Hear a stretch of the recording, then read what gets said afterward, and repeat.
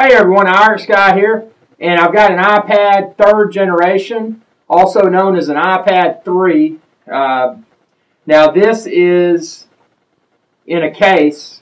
I've got another video you can check out. I've got the Apple Smart cover, the green one. It's probably looking all funky in front of this green screen, and then I've got the back cover, which is CMO, the blue one, and it does a really good job of fitting this iPad 3rd generation and protecting it. Now, if you're an iPad user, or maybe you're not yet, you've probably heard about battery life issues, and I'll throw it out there like it is. You can encounter an abundance of battery life issues with an iPad 3rd generation, iPad 2, iPad, whatever it may be. You can encounter battery life issues, but the reality is that there's ways to combat that. It's not a design flaw that Apple has intentionally placed within their product. What it means is that battery life is, for these iPads, a lot of apps that you'll install, and if you're new to the iPad experience, you'll know, you may have already seen, enable push notifications.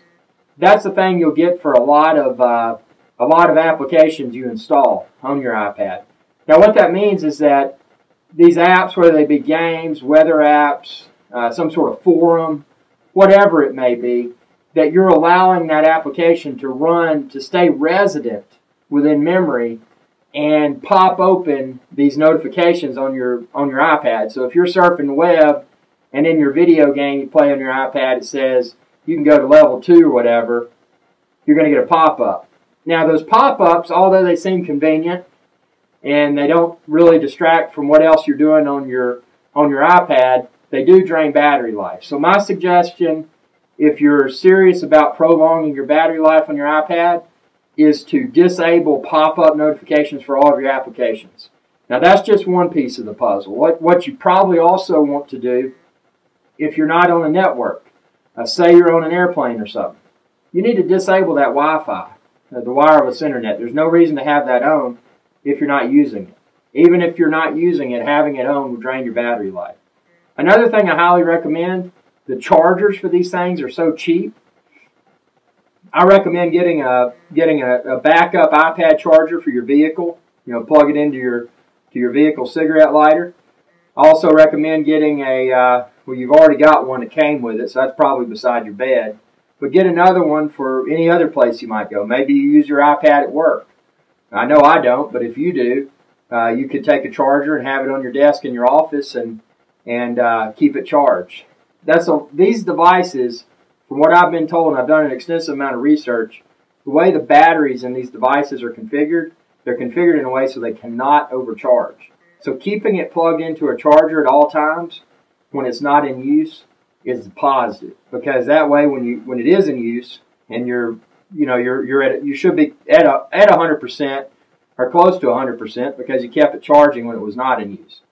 Now the battery life on this thing, even with the pop-ups and using it for a few hours straight for browsing the web, watching videos, YouTube videos, battery life for this iPad, especially the iPad 3rd generation, is incredible. And it's incredible from the standpoint that this has the very high resolution display, and you still get that battery life. I've never had complaints regarding battery life when using my iPad 3rd generation, but I can understand that people have had complaints, and those are the tips that I would recommend for helping to improve your iPad's battery life. Now, in addition to that, you may want to adjust the brightness settings.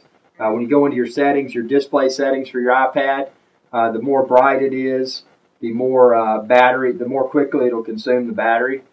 So that's another thing you might want to adjust. And also, if you're using Bluetooth keyboards or any other components that communicate by way of Bluetooth with your iPad, you may want to disable the Bluetooth as well when those aren't in use. So that's all I got.